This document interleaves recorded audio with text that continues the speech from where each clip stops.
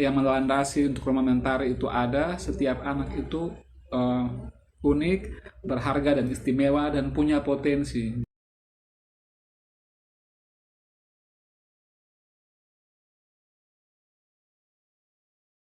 Halo. Halo. Hari ini kita ada di Rumah Mentari Malava, dan di ini video kita akan berbicara tentang pendidikan dengan Kak Aris, foundernya Rumah Mentari Malava. Tapi sebelum itu kita perkenalkan diri dulu.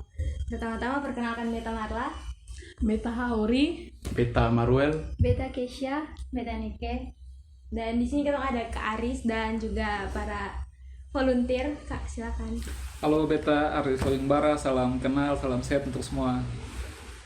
Halo, saya Martin Raga, salam kenal. halo, saya William Jala, salam kenal juga.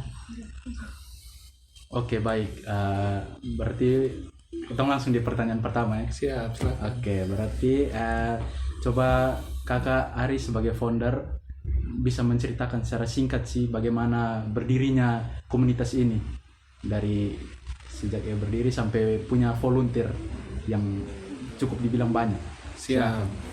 Oke, terima kasih. Jadi Rumah Mentari Malava ada karena tempat ini namanya Mentari. Jadi itu asal muasal kenapa nama Rumah Mentari, karena nama tempat ini Mentari. Sedangkan kenapa rumah? Karena diharapkan itu bisa menjadi rumah untuk semua anak tanpa ada diskriminasi. Karena yang melandasi untuk Rumah Mentari itu ada, setiap anak itu unik, berharga dan istimewa dan punya potensi. Jadi kami di sini mengejar kepintaran majemuk dari setiap anak.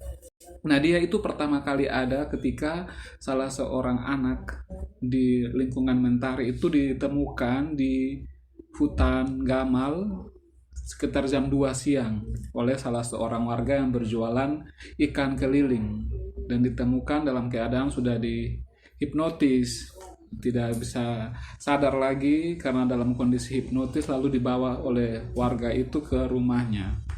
Nah, pasca kejadian itu setiap siang atau sore orang tua itu menjadi takut kalau anak-anaknya keluar rumah. Nah, itu sekitar 2 minggu itu anak-anak dilarang, dimarahi, dilarang untuk keluar rumah. Dari situ muncul inisiatif untuk mengajarkan bahwa ruang ramah anak itu perlu dilakukan di lingkungan Mentari berkaitan dengan proses-proses untuk mencegah kekerasan untuk anak, termasuk kekerasan seksual. Dari situ dimulai hingga hari ini. Berarti sabar. Berarti kalau terhitung dari awal berdiri sampai sekarang mungkin bisa diceritakan berapa banyak sih murid yang sudah Kak Aris dan para volunteer ini ajarkan, atau berapa banyak sih muridnya sampai sekarang ya? Siap. Kalau kegiatan rutin, jadi kami kegiatannya setiap seminggu sekali. Waktu perjalanan waktu zaman saya, karena saya juga baru pulang dari Alor, selama di Alor diurus oleh relawan di sini. Kalau zaman saya itu 60, tapi biasanya full itu 80 kalau ada event yang besar dalam satu tahun. Itu adalah Pasca 17 Agustus, Hari Anak Nasional, dan Hari Natal lintas agama sekalian dengan Tahun Baru. Jadi kalau proses-proses itu, dan yang paling banyak itu kalau jalan-jalan misalnya ke museum itu lebih banyak. Oh, Dan tidak sebatas anak-anak di Mentari, ada juga anak-anak yang dari jauh datang belajar di sini. Tapi jumlahnya mungkin hanya 2 atau 3 orang. Oh, sedikit. Di Ya. sini fokusnya lebih ke daerah sini. Ya, fokusnya ke lingkungan Mentari karena masalah tadi kurangnya informasi edukasi kepada anak-anak berkaitan dengan cara melindungi diri terhadap orang-orang yang belum dikenal. Oh iya Kak, dari proposal yang ketong sempat baca tuh ada berapa ya, 5 fokus dari Rumah Mentari Malava. Mungkin Kak bisa jelaskan dengan, tadi kan ada beberapa kegiatan dalam 1 tahun wajib gitu. Kalau yang kegiatan yang dari tiap minggu dilakukan itu ada apa sih Kak? Siap. Jadi kegiatannya Rumah Mentari itu berdiri tanpa dana, jalan secara sukarelawan dengan memanfaatkan jaringan di Kota Kupang. Nah, karena itu jaringan-jaringan yang diundang untuk bawa materi tiap minggu yang berbeda-beda itu disesuaikan dengan 5 goals dari Rumah Mentari. Yang pertama itu adalah gerakan literasi. Jadi bagaimana mendorong literasi keluarga, literasi masyarakat di lingkungan ini. Lalu yang kedua, kesetaraan gender. Bagaimana perempuan dan laki-laki juga diberikan ruang bersama untuk belajar, berjejaring.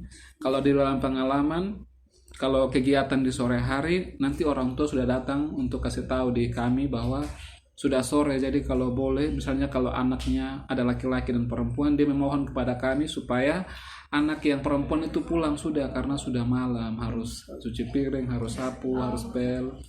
Jadi kami bilang, oh minta maaf tapi kalau bisa laki-laki yang pulang, karena anak perempuan ini sedang misalnya sedang latihan menari atau menjahit, sedang dapat tugas begitu. Itu mengajarkan bahwa bekerja di domestik, mengurus cuci piring, sapu itu bukan tugas perempuan tapi tugas laki-laki juga, dan memberi kesempatan untuk perempuan juga bisa berekspresi untuk menggali potensi dalam dirinya tanpa harus dibatasi karena dia anak perempuan. Sehingga kalau datang kegiatan di sini tidak boleh sebut anak, harus sebut anak perempuan dan anak laki-laki.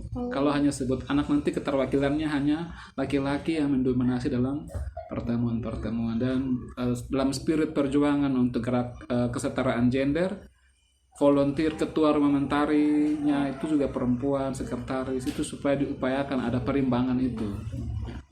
Lalu yang ketiga itu perlindungan lingkungan hidup. Kita Kota Kupang kota nomor 4 terkotor di Indonesia dan sebagai penyumbang sampah plastik terbesar juga. Dan kalau kami belajar di Hari Lingkungan, Hari Sampah Nasional itu hari itu dirayakan karena ada satu desa yang meledak karena tumpukan sampah. Kami tidak mau mentari juga karena kami di sini kompleks perumahan ya. Nah itu banyak sekali sampah-sampah plastik yang banyak. Nah, itu bagaimana diajarkan anak-anak untuk bisa pilah sampah organik di mana, plastik yang mana, lalu didaur ulang, itu dilakukan. Lalu ada membangun hubungan damai lintas agama dan budaya, karena kami di sini agak Protestan, ada Katolik dan agama-agama lain, sehingga tidak mau ada konflik karena kami punya sejarah 98 itu masjid BTN itu mau dibakar. Lalu yang berdiri untuk melindungi supaya tidak dibakar adalah kawan-kawan yang Protestan. Lalu mereka akan dimarahi, kenapa sehingga kalian menghalangi tujuan kami untuk membakar masjid. Jadi langsung disampaikan kalau yang kalian akan serang ini adalah kawan permain bola. Jadi ketika konflik terjadi, orang tidak melihat sesamanya sebagai musuh yang harus dibunuh, tapi dia melihat itu dia punya kawan bermain, sehingga dia akan melindungi dia kawan bermain karena dia kenal. Nah, proses-proses itu yang diajar di sini untuk mengenal perbedaan, mengakui itu bahwa kota berbeda dan tidak apa-apa bisa hidup sama-sama. Lalu yang terakhir itu pemberdayaan anak muda. Bagaimana relawan-relawan itu diajak untuk bisa memimpin, berkolaborasi dengan komunitas lain, bisa public speaking, mengorganisir kelas. Karena mengajar anak-anak itu bukan hal yang mudah, yang perlu dilatih. Dan ini juga menjadi ruang pendidikan publik bagi orang muda tentang materi-materi yang diajar rumah mental itu tidak dapat di sekolah, misalnya bullying. Itu kan terjadi bullying fisik, verbal itu tinggi. Sekarang cyberbullying tinggi tapi tidak diajarkan. Nah, kami ajar itu, mengelola sampah juga diajarkan, kegiatan lintas agama juga diadakan, sehingga kita tuh tidak jadi pemadam kebakaran ketika ada konflik baru sudah tenang tapi kita cegah ya. Siap, mungkin itu Kak. Tadi kan Kak bilang ada berdirinya Rumah Mentari ini karena ada seorang anak yang dihipnotis dan ditemukan di hutan Gamal. Nah setelah itu tidak ada orang tua tidak mengizinkan anak-anak mereka keluar. Nah terus cara Kakak mengajak anak-anak untuk gabung dalam Rumah Mentari itu ke mana? Ya, jadi kami di sini cair sekali, tidak kaku yang harus duduk di kursi lalu guru berbicara. Tidak, mereka konsepnya bermain sambil belajar dan tidak hanya belajar dalam pengertian matematika, bahasa tidak, ada juga menjahit. Anak yang tadi dihipnotis itu dia paling jago bikin gelang dari tenun dan dia waktu itu dia juara 1 buat paling cepat dari komunitas Beta NTT. Lalu Beta kasih tahu di orang tua bahwa ini nih pintar, bisa menjahit itu pintar. Lalu memuji dia dan dia juga berbangga ya, karena dia punya potensi dan orang saya memuji dia. Nah itu yang kurang di lingkungan ini, ketika orang buat salah, anak-anak buat salah, dikatakan bodoh, di kata-kata negatif itu muncul. Tapi kalau dia buat baik atau berhasil, mereka bilang kok itu saja justru orang bisa buat. Jadi budaya-budaya menghargai Quran, tapi budaya-budaya kekerasan verbal itu tinggi sekali. Nah, kita ajar dong untuk bisa menghargai apapun itu, kita harus hargai, Kak. Dan dia sekarang ketua kelas dance. Jadi kalau misalnya ada event-event kemarin Natal, yang Natal lintas agama yang kemarin tahun 2000, beta kontak dia, maksudnya bertemu dengan dia, beta bilang kita mau Natal nanti latihan dance dan kawan-kawan supaya nanti Natal kami bisa isi acara. Lalu dia mengkoordinir kawan-kawan untuk dance, dan kemarin mereka dance. Keren. Lebih kayak hubungan satu sama lain sih, Sanda, yang harus datang duduk belajar, tapi Ya, dari kawan pi kawan gitu. betul. Nah, jadi kan Rumah Mentari ini sudah berdiri sejak 2018, berarti sudah 5 tahun berjalan. Nah, kemajuan apa yang dirasakan oleh badan pengurus di sini? Siap. Yang saya rasakan dan lihat itu tingkat kepercayaan diri. Kemarin Kakak Martin ke Taman Baca di Bawah Mata, lalu anak-anak datang untuk berkenalan. Mereka tuh masih malu dan takut. Jadi saya sampaikan di Kakak Martin bahwa dulu Rumah Mentari awal-awal juga seperti itu. Anak-anak takut, malu kalau ada kakak-kakak datang. Tapi seandainya pengalaman kemarin kakak berkunjung, terus anak-anak kasih tahu maker, itu mereka langsung tanya. Mereka tidak takut begitu atau ini dengan orang-orang, karena budaya di sini ya masih ada itu. Kalau misalnya kakak di belakang ada tamu di belakang, atau anak-anak tidak boleh berbicara di depan, sehingga mental itu, nah, itu yang kalau yang nyata itu seperti kemarin mereka yang tanya mau ke Rumah Mentari kah? Kalau sebelumnya tidak seperti itu. Orang susah sekali. Lalu ada salah seorang anak juga yang sudah menulis buku pengalaman di masa pandemi COVID, dan dia mewakili NTT karena itu kegiatannya nasional, diseleksi, dan bersyukur dia bisa lolos seleksi untuk mewakili kisah anak-anak NTT dalam masa pandemi COVID itu, bagaimana mereka beresilience di situ. Jadi itu. Lalu yang tadi saya bilang, dulu itu kan kita yang harus melatih. Kalau sekarang misalnya kelas menari tradisional, nanti tolong latihan karena mau ada kegiatan hari nasional, bilang siap. Jadi mereka langsung latihan sendiri. Jadi sebenarnya kalau dari relawan di sini sudah lebih mudah karena tinggal mengkoordinir anak-anak, begitu. Lalu untuk hal-hal lain nanti Kak Martin, Kak Willy, menurut saya tidak Rumah Mentari tidak hanya untuk anak-anak tapi juga untuk relawan. Relawan di sini kita hargai mereka dengan sertifikat sebagai keaktifan. Juga kalau ada pelatihan dikirim, ada yang dikirim ke ND mewakili Rumah Mentari, atau dalam kegiatan nasional mewakili Rumah Mentari. Kemarin kantor bahasa juga ada kegiatan-kegiatan yang diikuti oleh teman-teman, nanti bisa ceritakan kegiatan yang diikuti. Jadi Rumah Mentari itu memberikan ruang untuk potensi yang dimiliki relawan itu juga bisa dikembangkan. Jadi Kak Martin atau Kak Willy bisa mungkin tambah apa yang mereka rasakan ketika ikut walaupun baru bergabung. Oke, baik, terima kasih atas waktu dan kesempatan yang diberikan kepada saya. Saya ingin menambahkan pengalaman saya dalam mengikuti di Rumah Mentari ini. Pertama-tama saya berterima kasih kepada Kak Aris yang sudah mengajak saya ini di Rumah Mentari. Di Rumah Mentari ini saya bersyukur karena saya punya talenta kemajuan, yaitu keberanian. Jadi dalam talenta ini saya bisa berani dengan siapapun, bukan berani dengan hal yang negatif atau buruk, tapi saya berani berbicara dengan manusia. Artinya dari manusia itu mereka punya kesalahan, saya bisa merubah. Artinya saya berbicara dengan mereka dengan baik, bisa memberikan mereka solusi dengan baik, tujuan dengan baik. Akhirnya saya berbicara dengan mereka itu bisa bagus, bisa positif. Jadi sebaik mungkin saya bisa membuat orang itu jauh lebih baik dari sebelumnya. Jadi pengalaman saya bergabung di sini adalah salah satu kemajuan saya untuk berani dalam kehidupan saya, dalam bentuk apapun, dalam keadaan, dalam situasi yang bagaimanapun saya bisa berani menyatakan dengan sesama dengan seseorang di sekitar saya. Jadi dalam saya bergabung di Rumah Mentari ini ada satu kemajuan saya dalam pergaulan, yaitu pergaulan dengan baik.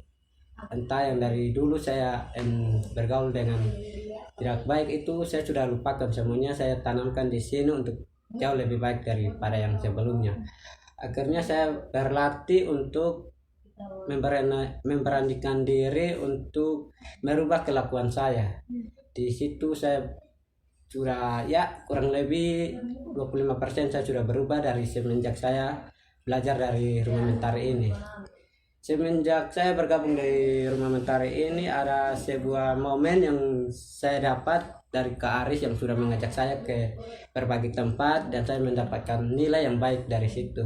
Akhirnya saya bisa berbagi dengan orang, akhirnya saya bermimpi untuk mereka bisa mengikuti apa yang saya mau, tapi saya bilang ke mereka, mama atau kakak atau papa, kita berbicara tidak segampangnya itu akan terjadi, tapi kita percaya Tuhan pasti akan memberikan jalan yang terbaik.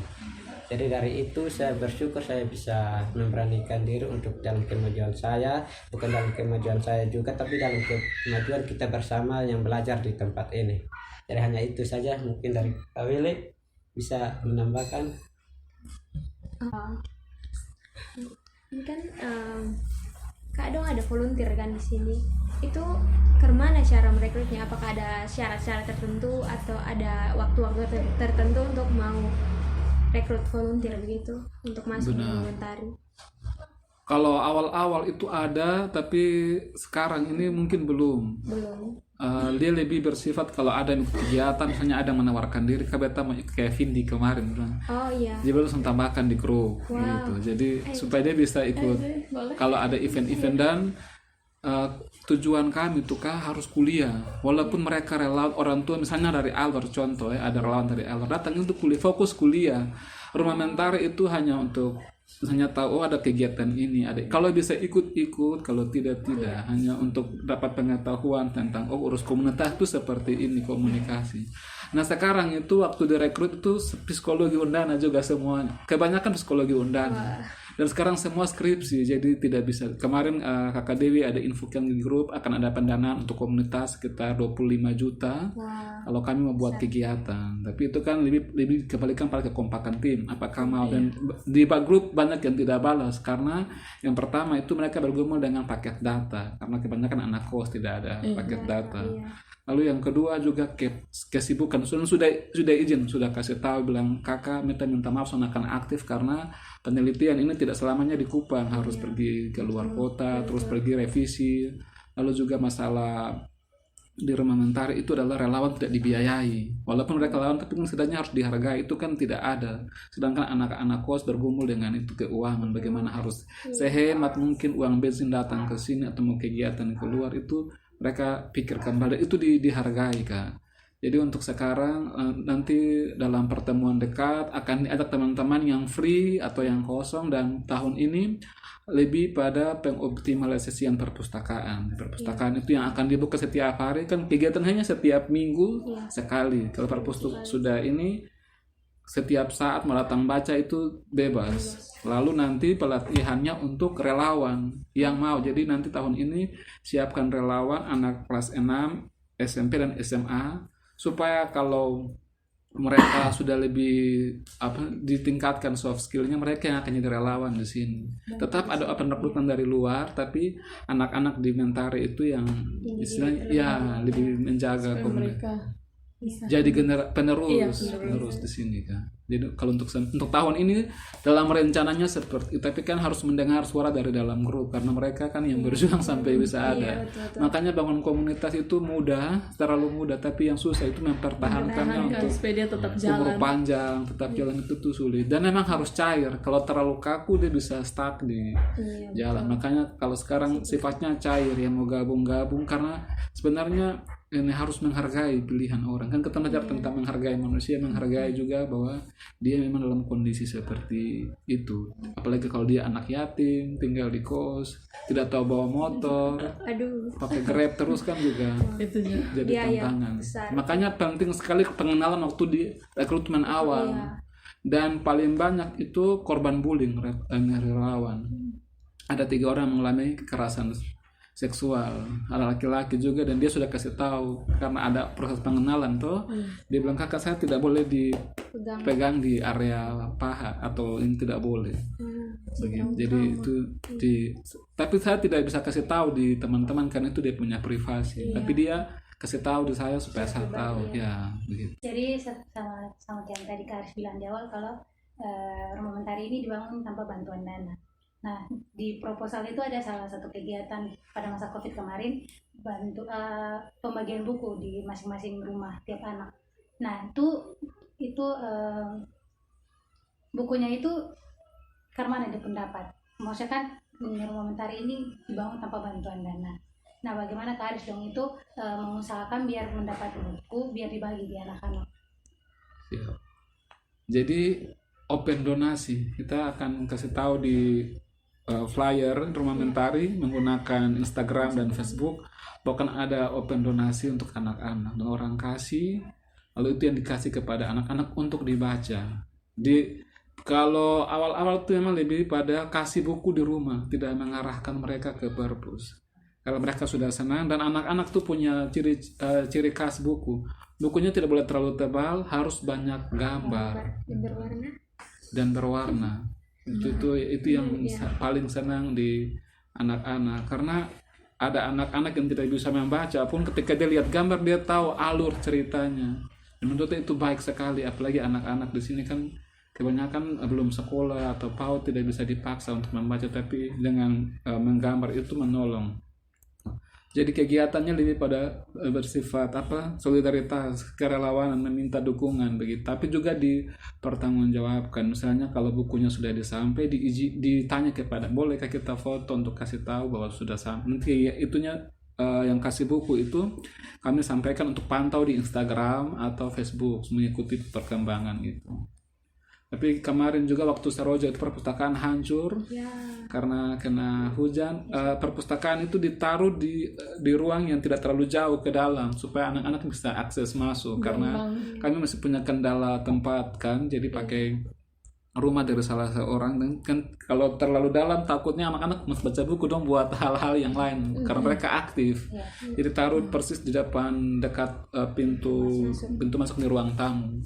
Nah, itu yang mudah sekali kalau hujan. Sekarang sebenarnya tahun ini sih baru hujan angin, sebelumnya kan tidak ada hujan angin. Itu jadi tantangan tersendiri. Kalau terlalu masuk ke dalam, anak-anak yang tadi karena aku tadi juga ada anak yang pemalu, dia tidak bisa masuk terlalu jauh. Ya, apalagi kan anak-anak tidak, maksud saya bermain ingin masuk baca. Itu kalau ada yang mungkin bermain terus kotor, keringat, dia juga rasa risih untuk masuk dalam, takut nanti mungkin ditegur oleh admin atau apa itu. Mungkin itu kan.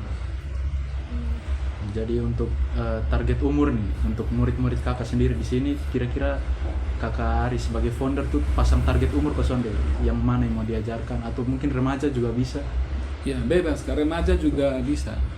Karena itu tadi kita kan lebih pada sekolah-sekolah non formal, materi-materinya bullying, kekerasan seksual, menjahit, menari, dance, itu yang diajarkan kepada, karena anak-anak nih kalau di sini dari pagi sampai sore sudah sekolah, lalu ada les, capek begitu. Dan mereka itu yang paling mereka rindukan ketika di sekolah itu dua, jam istirahat dan jam pulang. Nah, itu yang paling dirindukan. Itu bagaimana kota bisa upayakan di sini supaya dong belajar, tapi dong ingat contoh yang paling nyata itu anak-anak tidak bisa ingat materi tentang recycle, reuse berkaitan. Tapi yang waktu kakak-kakak pulang, nama komunitasnya Ugal Squad, mereka bilang begini, nanti kalau kami sama kakak kami kalau sudah besar, kami mau sama seperti itu. Jadi mereka mau kalau sudah jadi pemuda nanti mau peduli lingkungan. Ya, materinya dilupakan, tapi yang dilihat itu yang akan aksi nyata, itu yang membuat mereka beta juga nanti kalau besar mah begitu, peduli lingkungan, pergi ke anak-anak yang dimana ajar tentang cinta lingkungan. Makanya beta pesan ke Kak Martin, termasuk ini juga salah satu pembelajaran, dimana-mana harus bawa tas untuk kalau tas sekali pakai, bawa tumbler, karena mereka itu lebih ingat sesuatu yang jangan hadiah Natal, hadiah itu kebanyakan berkaitan dengan tumbler, barang yang mengelolong mereka untuk gaya hidup zero waste, minimalisir penggunaan sampah plastik. Pokoknya produk-produk plastik itu sebisa mungkin dikurangi begitu Kak. Kak, yang seperti yang ketong tahu nih, kalau anak-anak yang masih kecil tuh kan dong cepat jenuh atau kayak cepat malas untuk belajar begitu. Nah, kira-kira kakak dong pun cara supaya dong sonde malas tuh ke mana? Siap. Jadi datang sini kan bukan untuk belajar yang kaku kayak di sekolah begitu. Tapi mau kasih tahu ke mereka untuk menghargai perbedaan. Contoh, mereka akan mewarnai. Itu menolong mereka bahwa karya seni itu bisa menjadi sesuatu yang menghibur. Mereka sedang belajar tentang warna pakai bahasa Inggris tapi dengan mewarnai. Tapi karena fokusnya itu tentang membangun hubungan damai lintas agama, walaupun anaknya banyak dikasih satu paket pensil warna atau krayon. Dan dari situ kan kita bisa lihat mana yang egois, mana yang ingin cepat habis, mana yang dia punya. Ada yang nanti warna semua kumpul dia. Biasanya anak-anak begitu. Termasuk keponakan saya, nanti kalau anak-anak belum bilang kasih, dia bilang ini lu perumah, lu pulang. Wah iya betul. Biasanya anak-anak sering begitu. Ini betapa om perumah aja lu pulang. Ini diajarkan boleh begitu dan kawan harus. Jadi menolong mereka untuk oke, mau maju boleh, mau juara boleh, tapi harus berbagi. Jangan karena mau maju, mau ini kasih jatuh orang atau kasih luka kawan. Itu yang paling susah, tapi itu diajarkan. Baku bagi dan kawan. Dan ada yang kasih warna merah lagi, dia belum habis, ada yang pinjam. Lalu dia punya ini belum habis, begitu. Makanya sudah pakai waktu. Ini tidak seperti sekolah yang kerja kumpul tidak bebas, betul-betul cair, begitu. Permainan-permainannya juga lebih cair. Ada salah satu permainan misalnya kartu, belajar adat Timor pakai kartu, ada dia punya kartu, kita abis ini kita bisa bermain kalau kakak berminat itu. Jadi menolong mereka, oh ini dia nama Sirip Pinang, ini dia bahasa Timor ini. Oh ini rumah Timor, dalam rumah Timor tuh ada umek bubu dan ada lopo. Mereka belajar budaya Timor tapi pakai permainan kartu. Jadi tidak kaku. Berarti ini secara langsung bermain sambil belajar. Betul. Begitu. Apalagi anak-anak. Lagi mau. Sesuaikan dengan apa yang mereka mau. Tapi itu sekali lagi berkaitan dengan relawan kakak yang beta sudah sampaikan sangat cair. Kalau mau umur panjang harus cair dan harus fleksibel begitu kan. Iya betul. Ini kak, misalnya kan ini anak-anak daerah sini ya kak. Pernah kesannya ada kasus kayak dong mau datang ikut kegiatan di sini atau ikut belajar sama-sama nih teman-teman, tapi dong punya orang tua tuh menentang. Kayak lu son boleh di sini, lu son boleh bermain dan lu son boleh gitu. Ada kesannya di daerah sini. Itu mungkin masalah kado Natal. Kayak kalau tukar kado, terus mungkin ada yang belinya bagus, terus tukar dia dapat yang mungkin bekas atau tidak layak, itu yang orang tua ini. Tapi nanti disampaikan kepada orang tua. Tapi memang penting sekali parenting itu untuk orang tua, karena ketong boleh ajar anak supaya jangan maki kawan dengan sebutan-sebutan binatang, kelamin, tapi di rumah dari pagi sampai pagi dia punya bapak, maki dia punya mama atau maki dia punya anak, itu yang dia ikut. Salah satu tantangan di situ. Memang penting sekali orang tua itu bisa jadi sekolah dan rumah yang baik untuk anak. Tapi kita tetap optimis untuk ajak anak. Nah terus semisal nih ada anak yang di rumahnya tuh dimarahi oleh orang tuanya, terus dia datang ngadu di sini karena dia tahu ini tempat yang paling pas untuk dia bercerita gitu, melampiaskan emosinya. Nah kira-kira Kak Ari sendiri sebagai founder bagaimana cara menanggapi atau menghadapi anak tersebut? Iya, kalau seandainya ada anak yang datang misalnya melapor atau apa, dan sikap kami itu tentu menerima dia, tidak banyak nasihat tapi banyak bermain dengan dia, lalu nanti pendekatannya lebih pada orang tua.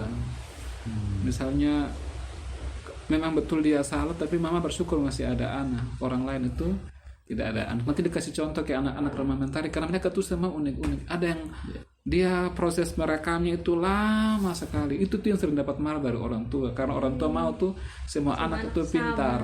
Karena standar di mentari kalau pintar itu 2, matematika 100, bahasa Inggris 100 itu anak pintar. Nah kami itu bilang kalau semua anak itu pintar. Dia kalau bisa memimpin sebagai MC dia pintar, bisa menyanyi dia, bisa main alat musik dia pintar, bisa memimpin kelas dia pintar, itu dijelaskan. Karena orang tua lakukan kekerasan itu juga ada alasan. Mungkin anaknya terlalu aktif. Jadi kami kasih tahu, misalnya kalau dia terlalu aktif, dikasih tahu cara-cara supaya menolong anak itu. Jadi jangan dilarang.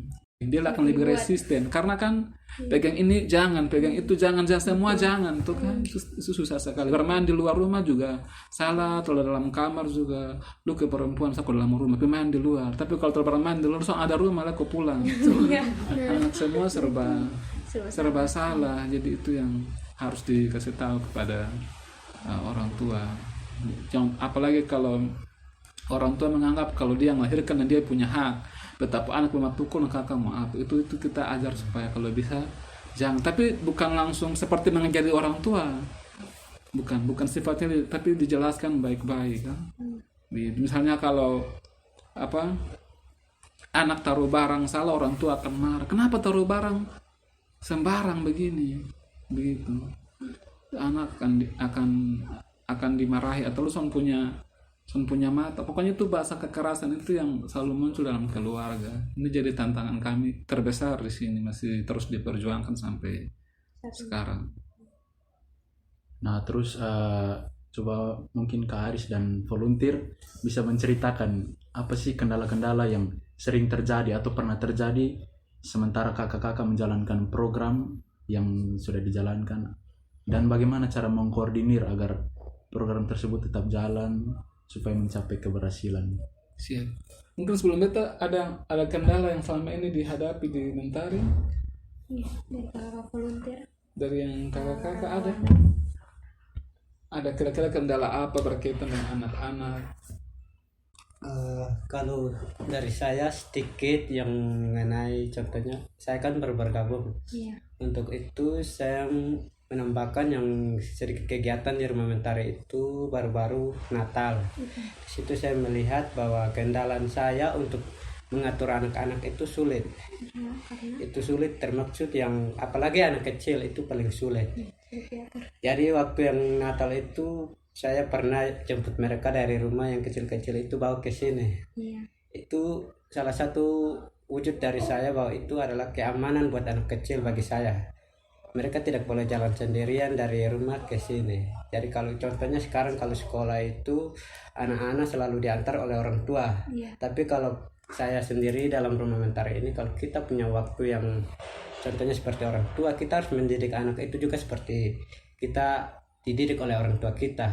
Jadi dari situ sampai ke sini dalam kegiatan itu kami mengatur anak-anak itu lagi dengan cara diam atau duduk tenang atau apa. Tapi kalau mereka lawan sedikit, kami harus berbicara dengan hati yang tulus, hati yang baik dengan mereka. Jadi di situ saya sedikit berbicara dengan mereka agar mereka menerima pembicaraan saya itu. Saya harus tunduk sedikit dengan setingginya mereka. Jadi kita harus berbicara dengan anak kecil itu harus sama tinggi, duduk sama ini rendah atau tinggi, itu tergantung dari cara kita berbicara dengan anak, bagaimana mereka menerima pendapat kami atau bagaimana mereka terima dengan kemauan kami yang kami ajarkan kepada mereka untuk tenang atau bisa tertib begitu. Jadi dari saya itu yang saya sudah sampaikan dan saya sudah berikan kepada anak-anak itu adalah salah satu contoh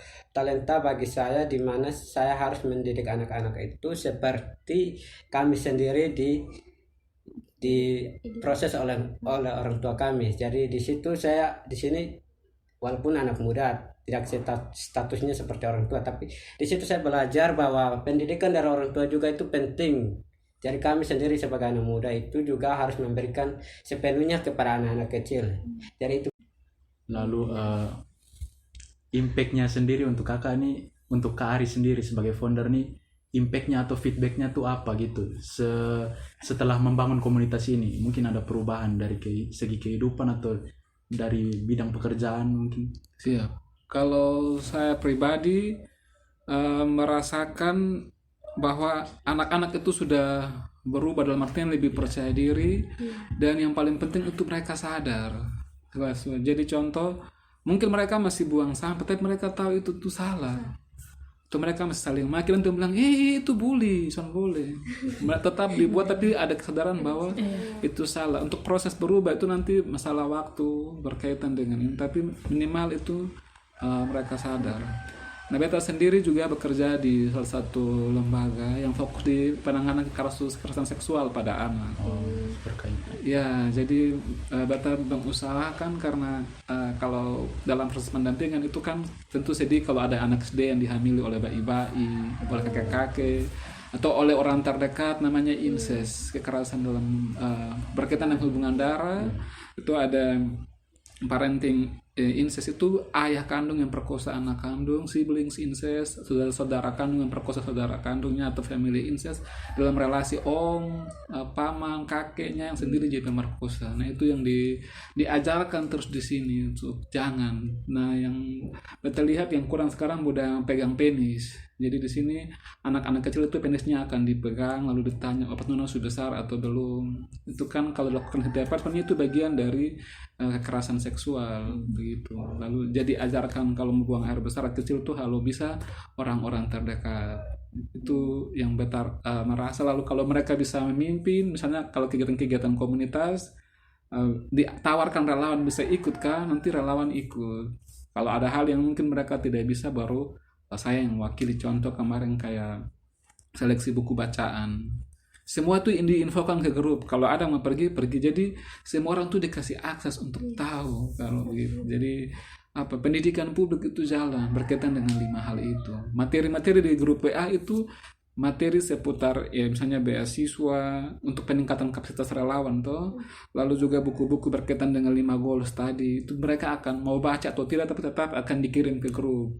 Nanti ada yang misalnya dia butuh, tadi pernah kirim materi ini, bisa kirim ulang, kok kayak tidak perlu sekarang. Jadi itu yang kalau anak-anak relasinya lebih baik, tidak ada bilang ini dia Katolik, ini dia Protestan, tidak, semua seperti biasa begitu kan. Itu yang senang. Beberapa orang tua juga tentu sudah ada gambaran kalau membuat kegiatan itu harus seperti apa dong, sudah ada gambar. Jadi walaupun waktu kemarin di Alor 9 bulan di Alor, tapi bersyukur Mentari bisa jalan itu karena relawan. Jadi beta juga menghindari jangan beta yang jadi sentral atau fokus, karena ini kan komunitas bukan pribadi. Makanya lebih mendorong ketika kakak-kakak diminta untuk podcast, beta berharap relawan bisa hadir. Tuh tadi tanya bilang Bill yang anak-anak tapi bilang belum pulang sekolah. Kenapa Bill yang diundang? Karena dia yang tulis buku. Oh, yang Jadi berharap supaya mereka sendiri yang sampaikan begitu. Nah, tadi kan Kak bilang bahwa kalau peran orang tua di rumah nih juga membentuk karakter anak. Nah, kira-kira kakak dong nih pernah kepikiran buat seperti sosialisasi parenting begitu Kak Sande? Pernah. Dan ketong itu harus komunikasikan dengan PRT RW. Kita kan lihat di sini yang bisa mengumpulkan warga siapa begitu. Karena sekali lagi orang tua tuh kalau kita tegur mereka bilang tahu apa namanya menikah gitu. Itu bahasa-bahasa yang nanti akan muncul bilang. Mentari saya bilang kalau pukul anak betang bepoan betang fokus mati dia, aku betang barana dia, betang melahirkan. Itu kan hal-hal yang susah sekali. Makanya pendekatannya kalau ada masalah tidak bisa langsung kita pergi marah atau apa, tapi harus jelaskan baik-baik kepada orang tua. Jadi yang penting sekali, tapi itu tidak semua orang tua tuh berbesar hati untuk mendengar. Ada tapi mungkin sekitar 3 rumah tangga, tapi selebihnya itu harus pakai pendekatan dari PRT, RW untuk sosialisasi kepada mereka.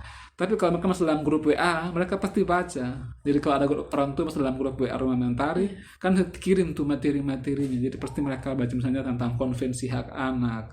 Itu mereka akan baca, anak tidak boleh di ini, anak harus begini. Itu pasti minimal diharapkan mereka bisa baca begitu kan. Oh, jadi kegiatan sini kan fleksibel toh Kak. Itu Kak dong kontak memanfaatkan relasi dari teman-teman di luar dong, dari komunitas lain untuk datang mengajar. Itu bagaimana Kak dong punya cara kayak untuk kasih tahu adik-adik, oh ini hari ini atau ini ada kedatangan tamu ini, untuk kayak fokus supaya setiap minggu tuh ada kegiatan gitu tuh. Siap. Kalau zamannya beta itu setiap hari Sabtu, dong sudah tahu. kita akan memanfaatkan relawan atau beberapa anak yang kita punya kemampuan sosial yang tinggi itu untuk panggil teman-teman berkumpul.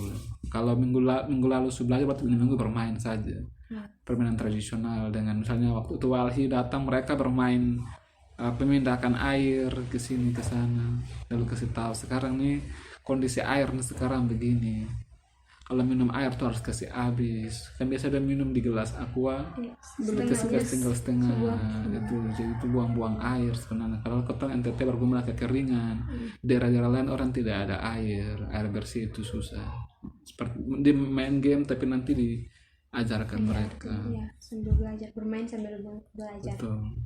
Pertanyaan terakhir, apa harapan dari kakak-kakak founder dan kakak-kakak volunteer untuk ini Rumah Mentari ke depannya? Siap. Dimulai dari Willy dulu, kira-kira harapan untuk Rumah Mentari ke depan bagaimana? Oke. Harapan saya untuk Rumah Mentari bisa tetap aktif agar anak-anak bisa belajar dengan baik juga. Hanya itu dari saya. Oke, terima kasih Kak Martin. Oke, baik, kalau dari saya, harapan saya untuk Rumah Mentari ini mungkin salah satu mimpi agar anak-anak maju ke depan. Tapi dalam proses ini harapan saya kita melatih anak-anak yang tidak mengerti, ingin mengerti dan tidak bisa, ingin bisa. Dan yang bermimpi itu tidak selamanya dia harus ikut kata kita yang di sini, tidak. Mereka punya mimpi tersendiri, kami juga punya ahli tersendiri, kemampuan tersendiri, mereka juga punya tersendiri. Jadi kemajuan untuk Rumah Mentari ini saya harap mungkin mereka bisa menjadi nilai bagi kami dari tempat ini, agar mereka bisa ke depannya itu membawa dampak positif bahwa mereka sudah sukses, mereka sudah berhasil dari tempat ini atau di tempat lain juga. Jadi di tempat ini mereka juga belajar bersama kami untuk ke masa depannya mereka. Oke, dari goals yang ada, memang pekerjaan terbesar masih di orang tua. Harapannya semoga ke depan dengan kegiatan-kegiatan yang ada, orang tua semakin merasa bahwa penting sekali menciptakan ruang aman, ruang ramah anak dalam lingkungan kita di Mentari, dengan mengurangi atau minimalisir kekerasan verbal atau fisik terhadap anak, dan harus bersyukur bahwa anak itu adalah anugerah Tuhan yang unik, spesial, berharga, bermartabat dan punya potensi, sehingga sikap-sikap merendahkan atau melakukan kekerasan kepada anak itu bisa dikurangi. Dan untuk relawan-relawan, terima kasih sudah bergabung di Rumah Mentari. Beberapa sudah jadi pemimpin di komunitas lain, ada yang sudah buat film tentang incest tadi, kekerasan. Jadi mereka dapat materi Rumah Mentari, pengalaman-pengalaman itu juga. Akhirnya mereka ketika komunitas lain mereka rasa kayaknya beta lebih pas dibuat film, tapi dia buat film tentang incest. Beta bisa kasih filmnya. Lalu ada juga yang fokus di komunitas Children See Children Do, dia jadi ketua CSCD, dia jadi ketua. Itu relawan Rumah Mentari yang Kak Hen. Iya, kawan ketemu. Dia waktu itu mewakili kita kegiatan Manoken, itu kegiatan nasional. Itu melibatkan semua komunitas, lalu dia pergi ke sekolah alam, lalu pergi ke ND begitu. Jadi Rumah Mentari yang memberikan ruang kepada anak-anak untuk belajar. Entah mau tetap di Rumah Mentari atau mau pergi belajar di lain-lain, tidak. Tapi goals Rumah Mentari kan bukan untuk mengikat orang, tapi memberikan nilai-nilai kepada mereka, dan bersyukur mereka jadi pemimpin di tempat lain. Begitu kan. Itu sih. Berarti di sini yang belajar bukan cuma anak-anaknya, tetapi juga relawan-relawan. Betul. Mungkin asing kita bisa join. Boleh. Oke, berarti bisa ditarik kesimpulan bahwa setiap anak itu unik, ya. Yang bedanya tuh di proses belajarnya saja, proses dia berkembang. Oke, jadi sekian dan terima kasih juga untuk Rumah Mentari sudah menerima kami mahasiswa psikologi untuk melakukan podcast di sini. Siap. Dan di akhir penutup kita sama-sama salam penutup, salam literasi di kamera dia. Salam literasi. Terima kasih. Kasih. Dadah.